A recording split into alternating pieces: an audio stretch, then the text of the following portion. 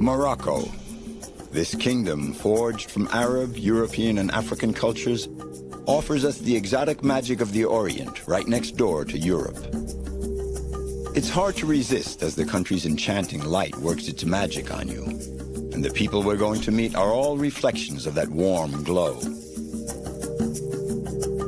Abdullah, who lives in the region of Taliouine, will initiate us into the secrets of saffron. The origins of this age-old spice are still steeped in mystery. It's said to have many virtues, and it's worth its weight in gold, red gold. Julie is a nurse. She lives in a valley of the high Atlas, 5 hours of hard driving from the nearest village. This young Frenchwoman grapples with the harsh environment in order to care for the most remote communities. Ali and Laho, guides in the Sahara, are old hands at crossing the desert. Following the traces of the mythical desert caravans, they are carrying on the tradition of the merchants that once traveled the south of Morocco. What I like most about the desert are the long crossings. When you walk for weeks on end, you get a feeling of accomplishment at the end, a feeling that you haven't wasted your time.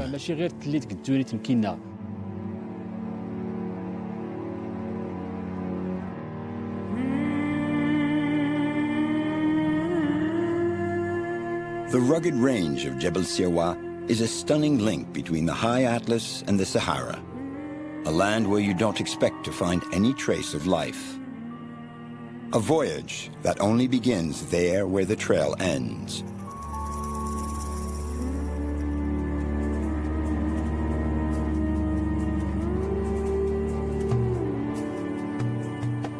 Long ago, people settled on these lunar plateaus to protect their goods from the pillaging tribes of the Sahara. Their villages blend in with the ochre landscape, as if they were trying to camouflage themselves, and their soil has become the cradle of a heaven-sent spice.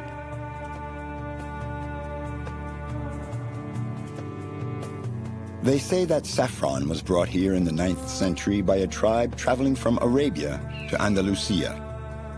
Now, 600 years after being driven out of the Iberian Peninsula, their descendants have settled in this similar landscape.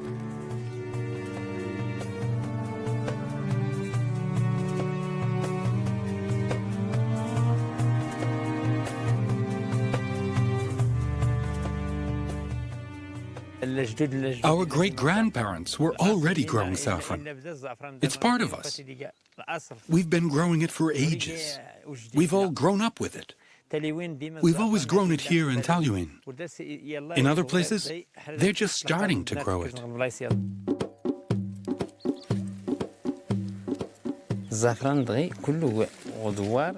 Saffron is an honored guest in our village here. A guest who arrives only in October. Life in Tizgi, a village of small growers, follows the rhythm of saffron.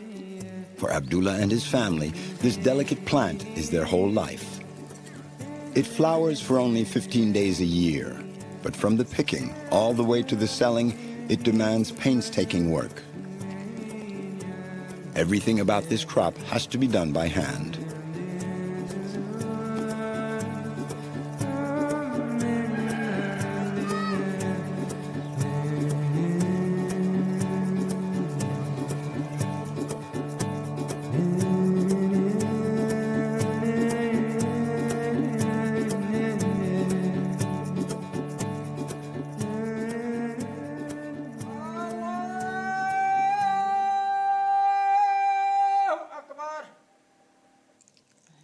صافي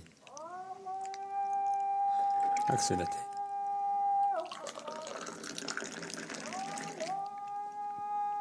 أرسلين في كأنك صافي يودك أنت تدو الخمسة يلا نتظل We get up at 5 in the morning. خمسة وربع خمسة ونص سفر نتدو We do our prayers. سفر نقيا غرس Then we have breakfast and we set out around 5:30. We get to our saffron fields at daybreak, and we have to finish our work before the sun is up completely.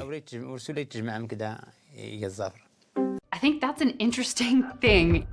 It's 400 meters from the village to the plateau where the saffron fields are located. The steep trail often runs right alongside a sheer drop. One has to belong to this land so as not to go astray. It's a rough road, but people are used to it. They have no choice. The road isn't paved, there are only trails here. It's a 45-minute walk uphill all the way. It's a very narrow trail, a really tough climb.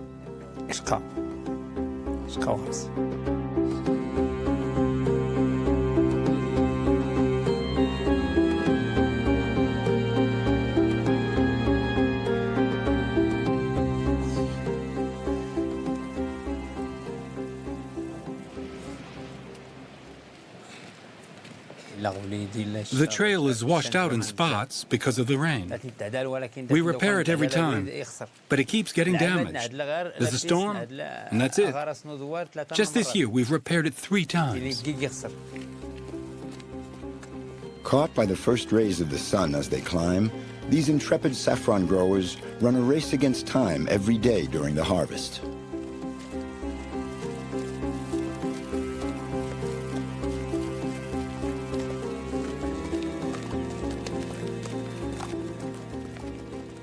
Even if we have to get up early, it's okay. We're happy because we're eager to see all the saffron that grew during the night. We can't wait to get out and pick our treasure. If our field is flourishing, we're happy. When the flower opens and is exposed to the sun, the filaments scatter and they're lost. Here you see in the morning the flower is closed. And that's why we come so early. Every morning, the plateau abounds with new flowers that contain the precious strands. An ephemeral miracle, and the villagers are quite grateful for this boon. This is a very good year, and we hope it'll be just as good for the money. We have rich soil here. Saffron grows well thanks to the cool climate. There's a lot of humidity, and that makes for very good saffron. So far from the bustling cities, this is how life goes on for these Berbers, who are perfectly in harmony with the seasons of nature.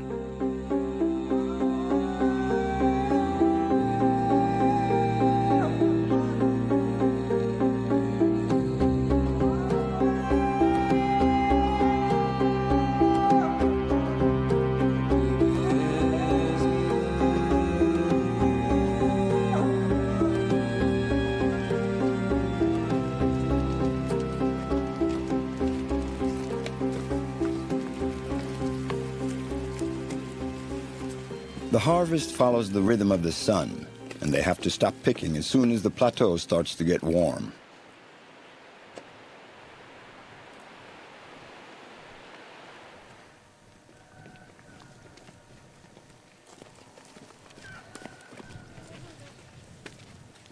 During the saffron season, every minute of work counts, and the whole family pitches in and helps. Even Saida, Abdullah's daughter, she attends school, but after class, she has to help her parents.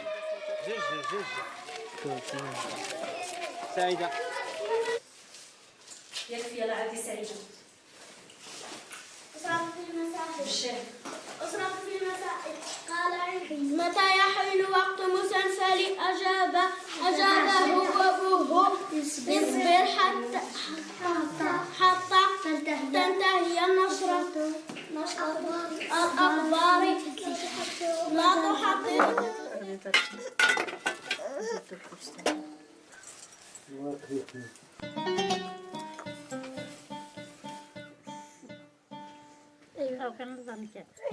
من الزعفرانين الصندوق من الزعفرانين اها خدامة هي محمد لينا ايوه أنا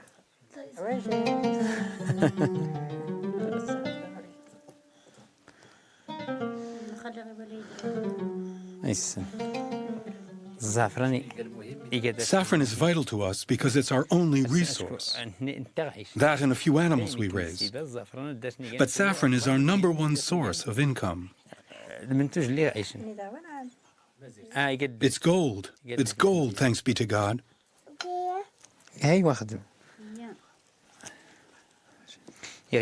Even when you get good saffron, the price doesn't amount to much compared to the work we growers put into it.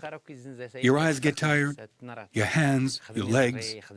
When you stay seated like this 4 or 5 hours at a stretch, afterwards you can't walk, you can't move, you can't go out. It's really strenuous.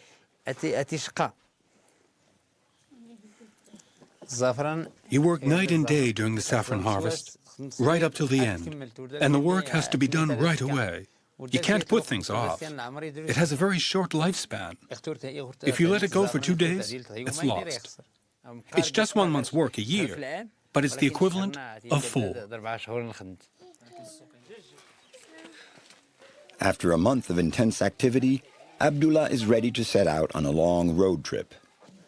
Okay, here I go. May God protect us. Pray for me. And Ahmed, what should I bring back for you? Now calm down now. I have to go. And you, Saida, what do you want? Clothes. And what else? Shoes. Shoes, God willing. I'll bring you back a pair of shoes. Bye now. And Rashida, come kiss my hand. What should I bring back for you? Bring back clothes for her, too. Okay, Mama, I'm going. Take care of the children. I won't be gone long, God willing. May God protect you.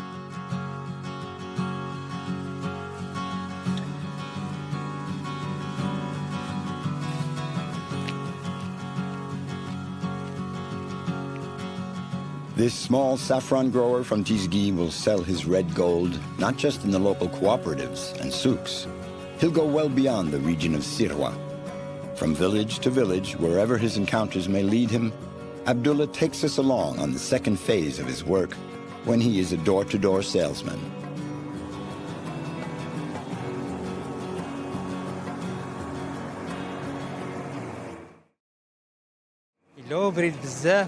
You know, it's hard. I have to make these long trips, but I love this life. You're free in this kind of work. You work for yourself, from your own home, and you're not afraid of anyone.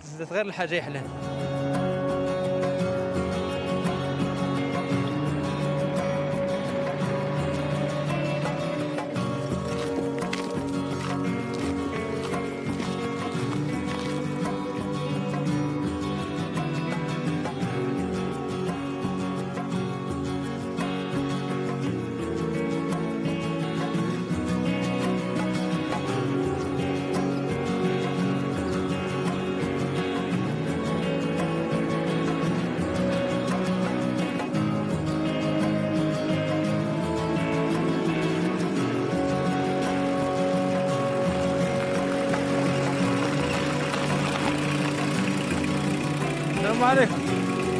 ثاني وين؟ أقدر يلا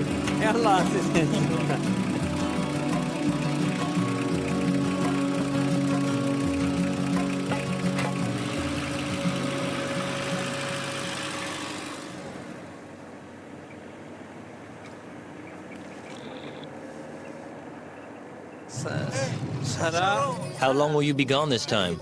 Oh, I'll be away a month, month and a half. It depends.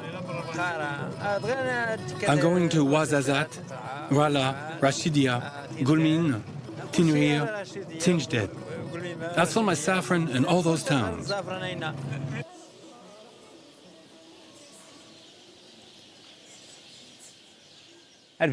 People buy my saffron mainly in August, when you have all the weddings and celebrations. You know, we already knew that saffron has certain powers, and now it's been proven. So people are using it more and more. Now we know that it's really good for you. The saffron harvested in the autumn is sold at different times throughout the year. It keeps for a long time and even improves with age. So when Abdullah needs money, he simply takes to the road.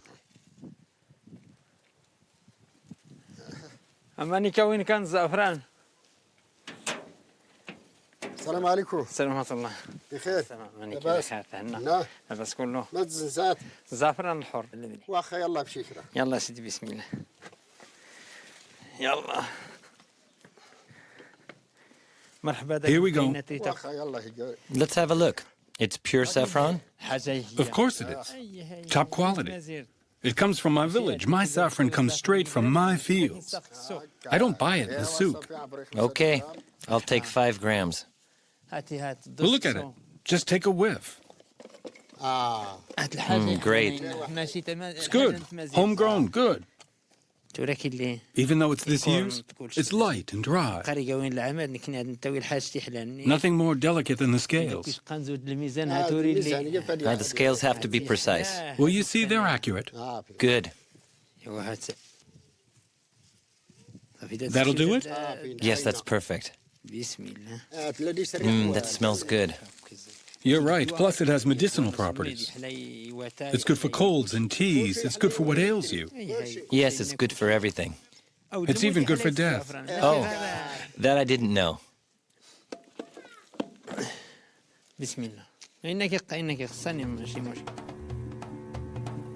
The rising demand for this spice has driven up the prices and at the same time raised Abdullah's hopes of improving his family's standard of living.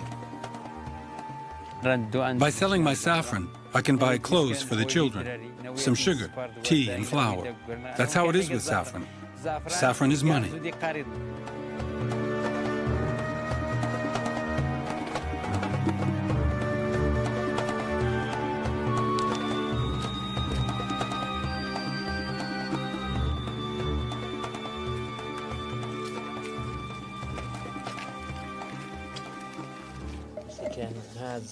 Take a look. It's a beautiful color. How much is it? €5 a gram. I'll take 4 grams. I used to sell it for €2, €3, €4 a gram, but the price has gone way up. That's expensive. No, it's not expensive. If you know what goes into it, it's not a lot. This is good saffron. I use it a lot. I put it in my tea to give it an aroma, in the tajin, the couscous. I use it for my children. I make an herbal tea with it when they're sick.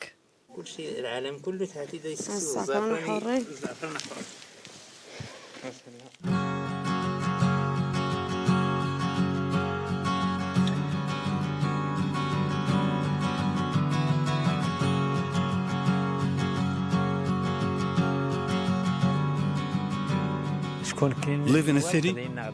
It's never even crossed my mind. This is where my children are growing up. This is our life. We have to grow saffron and apples. That's how it is. It's the earth that feeds us.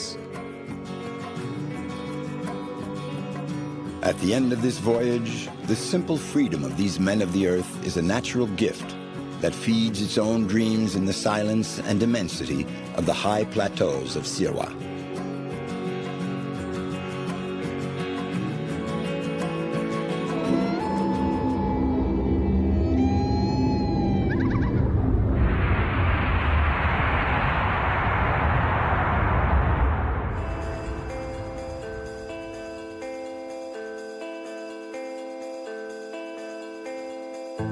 The Tessaout, this valley in the high Atlas Mountains, was for a long time unexplored. Even at the beginning of the 20th century, it was not known that this remote valley was inhabited.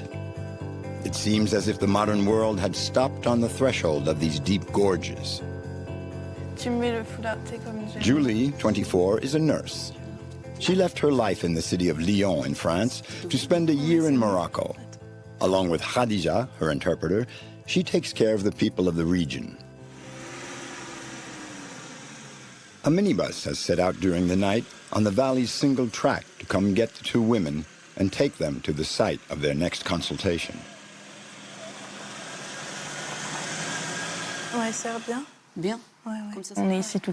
We work together. She teaches me about everyday life here. This headscarf is part of that. So she's my guide. She's my interpreter and my guide. They cover a vast area. Julie and Khadija work in 14 villages deep within the valley. Getting there is already an adventure in itself.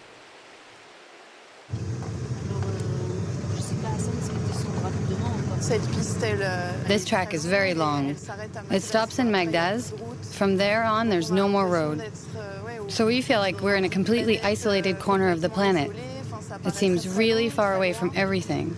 And then we wonder, how's it possible that there are people actually living way out here?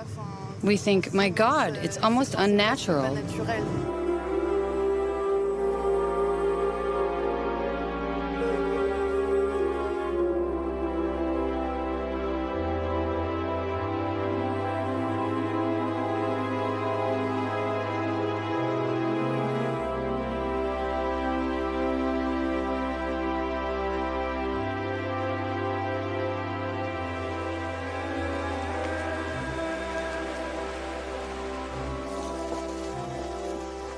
Mohammed has also come a long way to be taken care of. He's a farmer and lives in Ishbaken, about 20 kilometers away. It's a difficult trip, so he put it off as long as he possibly could. Now he has to do it.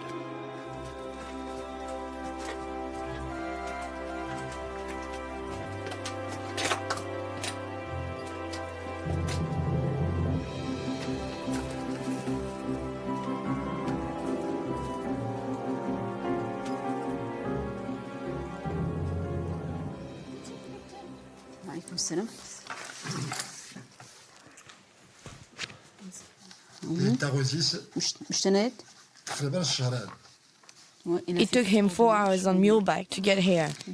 How long has he had these stomach pains? It's been a month now. Here you have the everyday gestures that would take 5 minutes in France, but here they take a lot longer because there are the constraints. We don't have all the equipment, there's no electricity. No doubt about it, it's a different way of life, a different rhythm.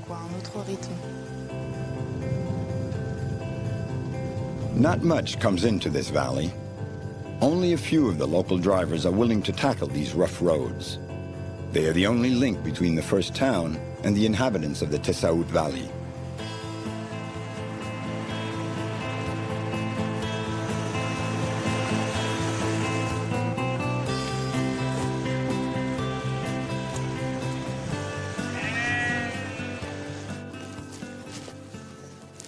This dispensary was opened in 2002 by a French association, Tassadour.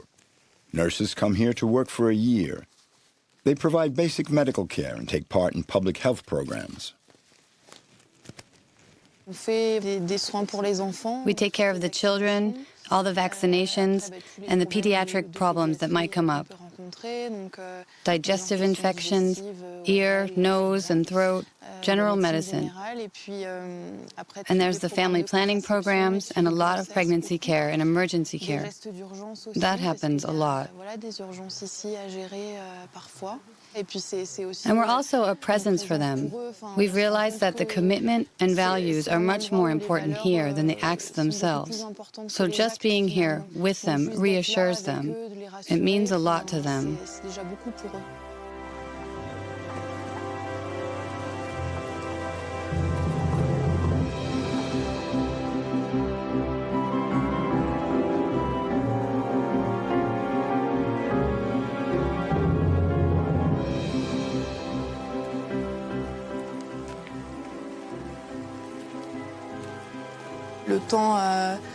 Time is quite elastic here, so you let yourself go with it because you don't have a choice. It's the rhythm here, and you learn to live with it. There's no way to be stressed because that's just how it is. You learn to make do with what you have.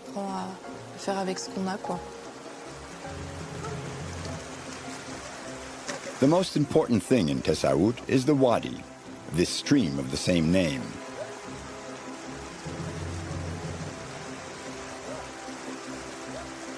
It not only irrigates the crops, but it also serves as a means of transportation.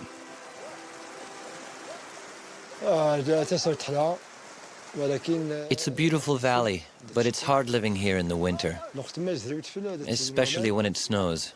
But in the spring, the water from the melting snow is very useful. Sometimes the river overflows, and that damages the crops. But we accept that because here, like everywhere else in the world, water is essential, and we respect water and all living things.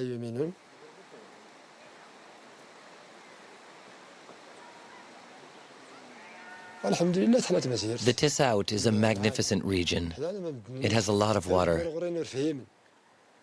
We lead very simple lives, but the people here are happy. I don't like towns too much. Too much noise, hustle and bustle, cars everywhere. It's not for me. If they would improve the roads here, that would really make our lives better.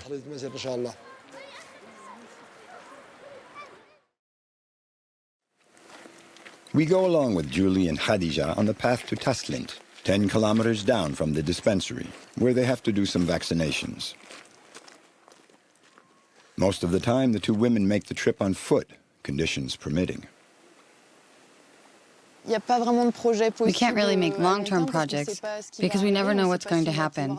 If we'll be able to make it back, if the road will be blocked, if it's going to rain, if the river's going to flood. So we have to live in the present moment, and that gives you a serenity.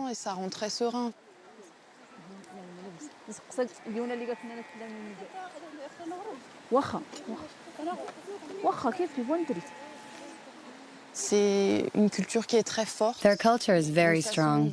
Their family ties as well. The family is very important. They like living here. They don't want to leave. And from my experience, I can say, yes, these people like it here in their valley, and they want to stay.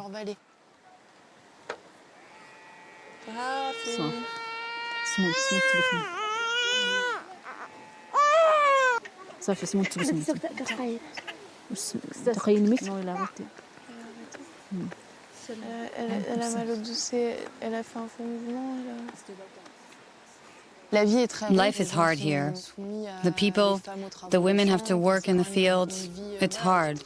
And yet, there's a certain aura about them, and they're always ready to laugh. You want to feel sorry for them because we couldn't imagine living our whole life here. But in fact, the people are very happy here.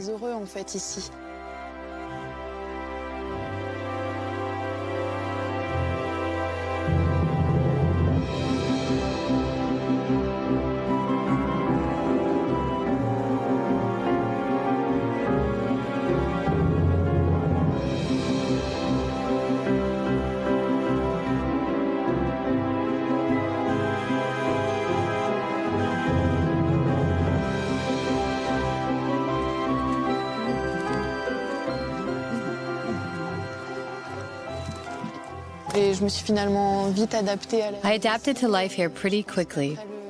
I think that later, when I go back, it will be difficult to adjust. And yet I know full well that I'm a foreigner here, that I'm just here for a certain time to give what I can, live as fully as I can here, but that this is not my home. So it's good that it all has a beginning and an end.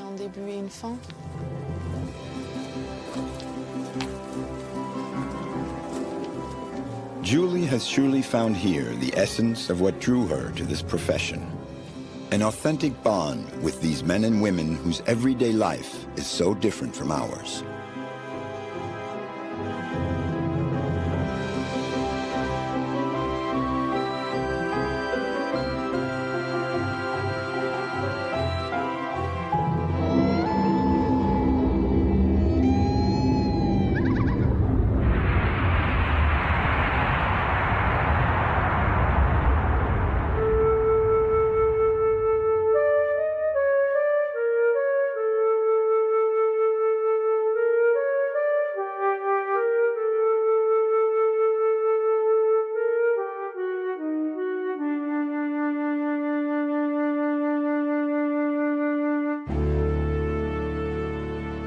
Now we head south towards even wider horizons.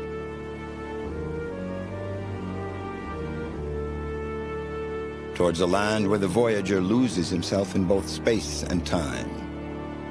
A harsh land where the buffeting winds sculpt the landscape and the pitiless sun beats down on man and beasts.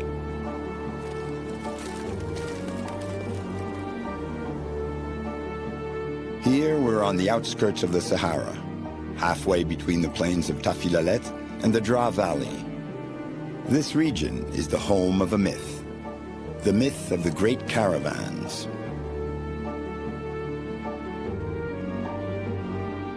Laden with gold, salt, and other riches, they would ply the routes between Morocco, Niger, Sudan, and Mauritania. The caravans made the fortunes of men and cities, and thus created vital links between these countries. And now, what remains of them is a romantic image that lingers in our memories, and that of these two sons of the desert. Ali and Leho are guides in the Sahara. They are old hands at long crossings with their camels. 1.5 months, sometimes 2, completely on their own, cut off from the outside world. The two men have been traveling for several days now. They're taking their caravan over an old trail that leads to Timbuktu. We're going to explore a trail that we've never taken before with the help of God. Le'o and I have been desert guides for about 20 years. We have experience and we set out looking for new routes. We're trying to find wells. If we can find water, we'll be able to open this new route to tourists.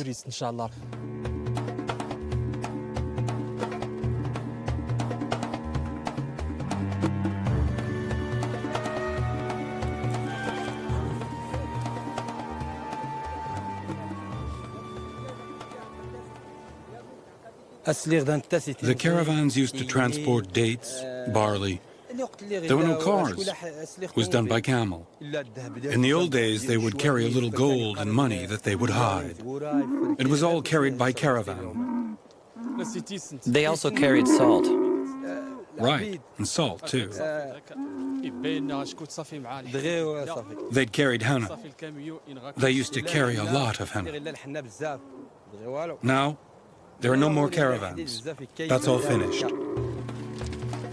No compass, no GPS.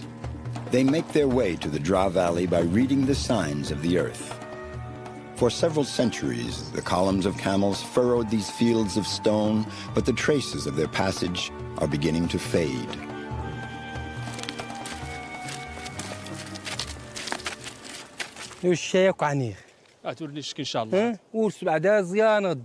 هات بعدات وريد داد كوبري الله اعلم خصمك ها لا ورني ورتسين ها ورنشكي ورني مرينا علي غا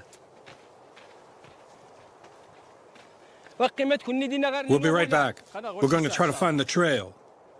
Keep an eye on the camels. They made this pile of stones back in the old days. They're all over the Nidau region, all the way to Sakia La Hamra, and even down to the south of Morocco. We're on the right track. It's the trail that leads to the Dra Valley. This is a very old trail. These piles of stones, these cairns, are about 2,000 years old. They mark the trail to Tantan, Saka, La Hamra, and even into Mauritania.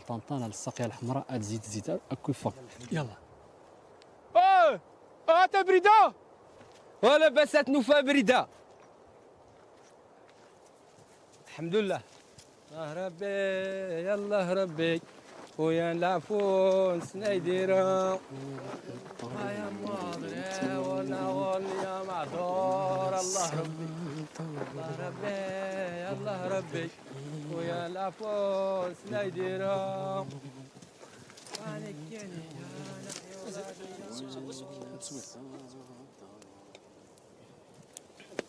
غربي دينا منفصليش مني دا سميش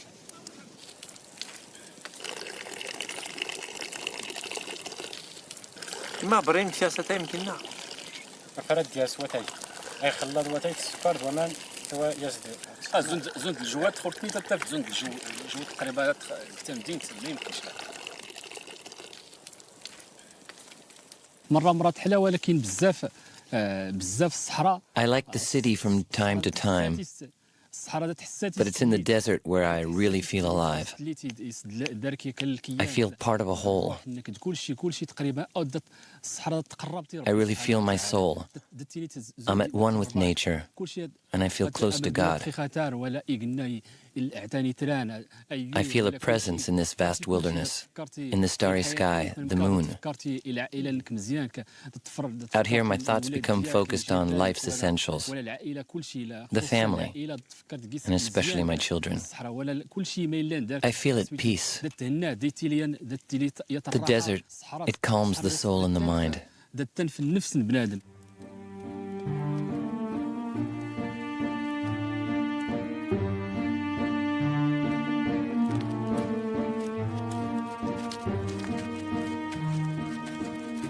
After more than 10 days of traveling, our supply of water is almost finished. It's vital for both the men and the animals to find a well. Wells used to dot the length of the caravan route every 20 to 30 kilometers, but some have dried up and others have been forgotten.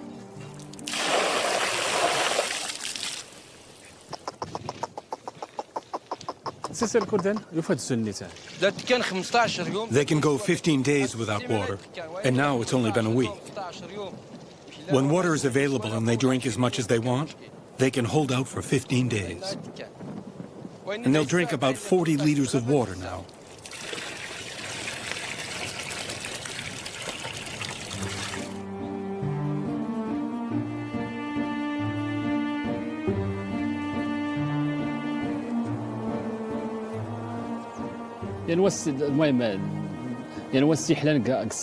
What I like most about the desert are the long crossings.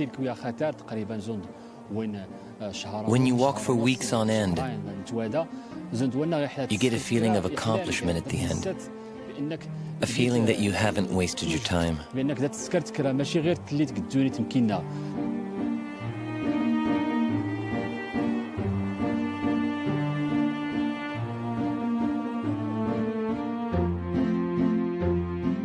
These important commercial routes once gave rise to flourishing cities in the middle of the desert. That golden age is now past, but some cities like Tamgrut are still a stopover for these modern-day caravans. Ali and Laho take us to a traditional caravanserai to meet Baba Raglil, guardian of the past. السلام عليكم. عليكم السلام ورحمة الله. السلام عليكم. على سلامتكم. على سلامتكم. انتم بخير الحمد لله على سلامتكم. كي بخير. على سلامتكم مرحبا بكل فرح. جينا بواحد حنايا جينا بواحد. We've come a long way with our caravan from Umjran, and we'd like to spend the night here in Tamgrut. مرحبا بكم بكل فرح. May come in, welcome. مرحبا بكم. بارك الله فيك. تفضل معنا سيدي. He is a descendant of a caravaneer. He's also the living memory of this city. Tamgrut is home to a treasure, a library of thousands of books collected thanks to one man, a theologian named Mohammed ben Nasser. He used the caravans to import a store of knowledge here and make this city a center of learning for scholars of the time. It was around 1000-something Vijira, that is, the 17th century for Europe. Mohammed ben Nasser taught theology, the Quran, and the sciences in Tamgrut to more than 1,400 students. He brought books on philosophy, grammar, medicine, astrology, Berber, Turkish, and Arabic.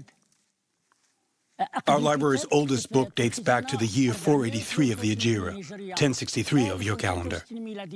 It comes from Cordoba and Andalusia. These works were written by scholars from all different countries. And Sidi Mohammed ben Nasser wanted all these books to be available to everyone, not only the elite. They used to say, may God make our country a land of religion, of culture, and a haven of peace for the poor and for the needy.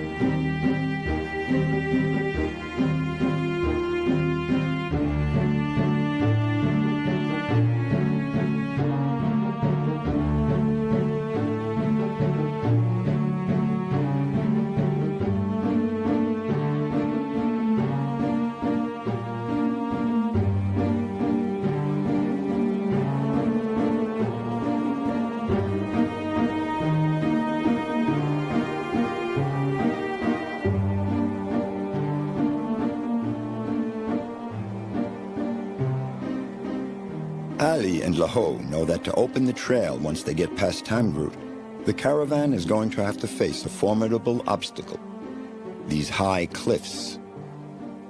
The trail exists. Animals used to take it frequently, but Ali and Laho don't know exactly where it is. بريد دا سميتو لا تبخش الا لاضر هنكرا الحديد حاس السلام عليكم. Hi there. Are you from around here? Yes, I am. بخير انت من هنايا. Do you know the trails around here? Yes. بخير الحمد لله. يا ربي هات النيران ندوس. We'd like to go to Tizi and Toflet. I think that we're on the right path, but we're not sure. Maybe you could show us which way it is, please? Sure, I can help you out. Muadi, the nomad, agrees to join the expedition. He goes off to leave his motorcycle at his encampment and will hook up with the caravan a bit further along the way.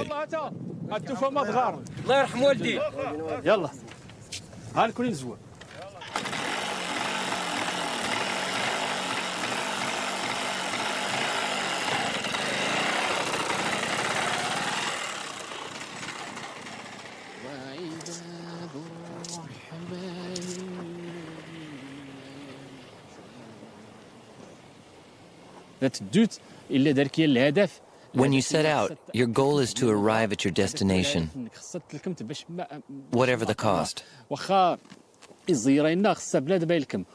It gets pretty tricky sometimes, but we've decided to revive the trails of our ancestors.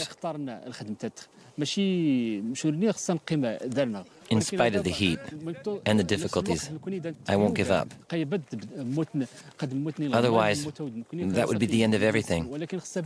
A whole world would disappear. We have to resist in order to preserve our heritage. This is our history, and we have to keep it alive for our children and future generations, God willing.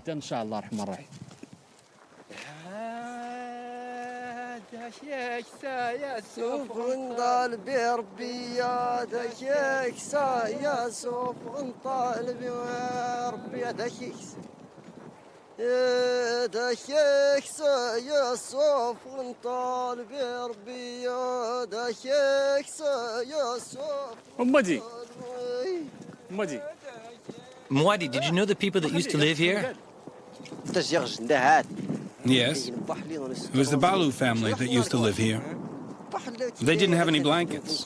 They'd just cover up with a bit of ragged cloth and they'd eat a bit of bran bread. And Malu, she'd take shelter up there. That's where they'd keep the dromedaries.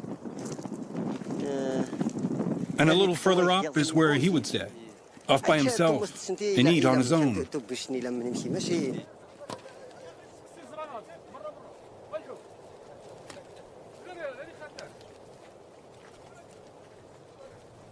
غير زعما تسيروا ان شاء الله مره فلحوا غير خطر اسكت Look, a jackal did this. وشنا Did you see? امرت لي تناضغيت نظرنا شنين وشنا هني امرت لي تزقوا يد السمنه To catch the jackal, they bury a trap here. And then, when the jackal digs it, he gets caught.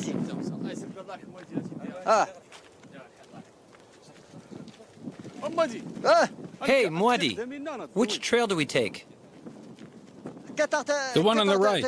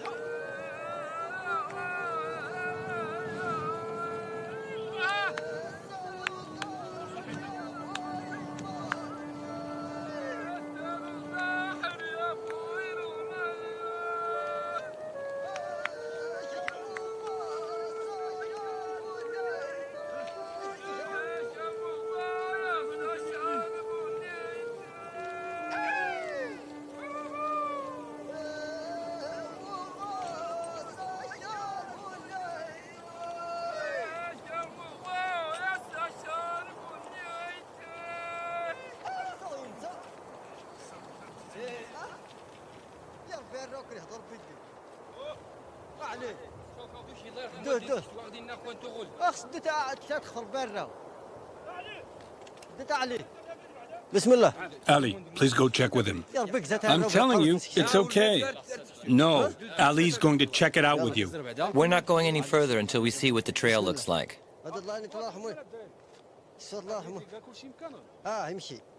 Go all the way to the end to check. You can make it through. Other caravans have come through before us with their donkeys and dromedaries.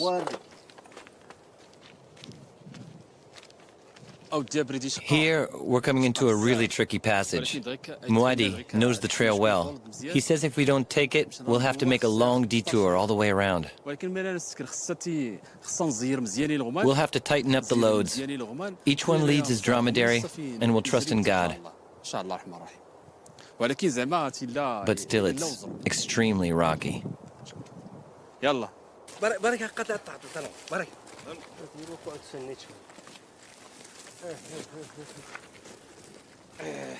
مزود علي حاول تغير تصيدة هات مجور زيرنا وعد السويد شوف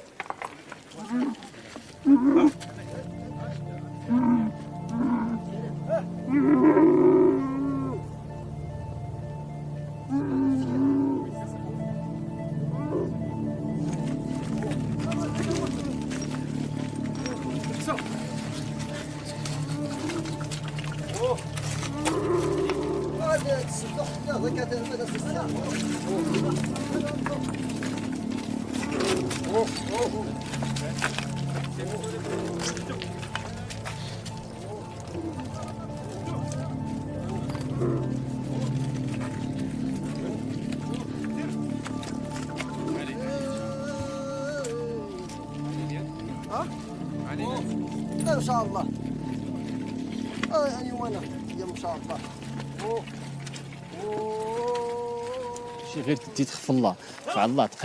The hard thing in the desert is having the responsibility of the caravan when you're reopening a poorly marked trail. When there's a storm, bad weather, sandstorms, and when you're at the head of the caravan leading people and animals, it's not easy.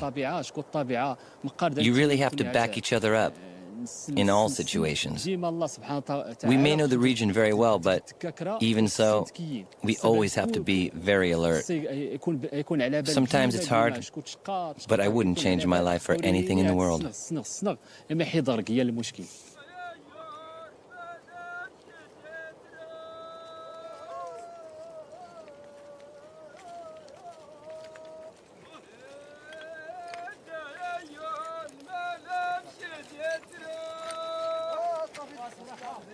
مودي والمهم كعون ربي مودي سماع الحب يا ربي ان شاء الله يا رب ان شاء الله يا ربي ان شاء الله ارض ورياض ان شاء الله ان شاء الله استمر ان شاء الله عليه ان شاء الله مع السلامه فضلنا كان اللي نزيت يزيدنا مع كينا تولي زيد الله يرحم الوالدين شو انت جينا تنطرتيني ان شاء الله ودي بارك الله فيك الله يرحم الوالدين الله يعاون عبد السلام الله يعاون الله يعاون ان شاء الله طريق السلام طريق السلامة الله يعاون وبالسلامة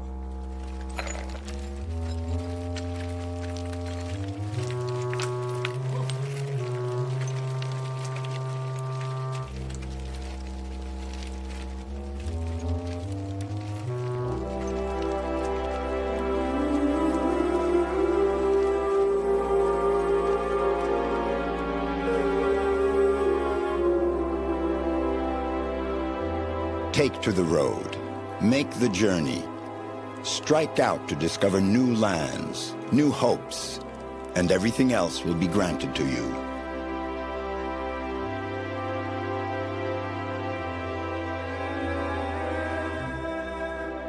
The long story of the caravans continues in this boundless landscape, heading towards new horizons.